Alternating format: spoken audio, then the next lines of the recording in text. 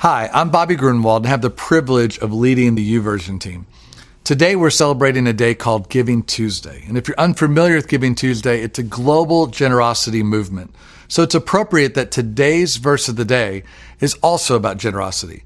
2 Corinthians 9:7 says, "Each one must give as he has decided in his heart, not reluctantly or under compulsion, for God loves a cheerful giver." Let's take a look at the context of this verse. Paul wrote 2 Corinthians to the church in Corinth as a letter of correction. In this letter, he touched on several topics, including the struggling Christians in Jerusalem. They needed financial help, and the church in Corinth had promised to take an offering to send to them. But a year later, when Paul wrote this letter, they still hadn't sent help. The Corinthians were one of the first churches to embrace generosity, and they had an obvious opportunity to give. So why weren't they giving? Well, have you ever noticed that we tend to give our time, our energy, and especially our money to the things that we love the most?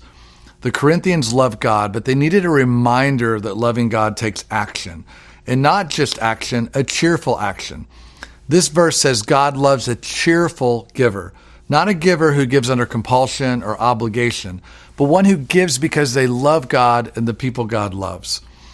When you're led by a love for God, you'll start to see lots of opportunities to spread that love through cheerful generosity.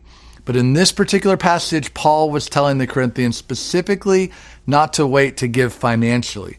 Today, I invite you to take a look at the way you spend or invest your money and how it reflects what you love.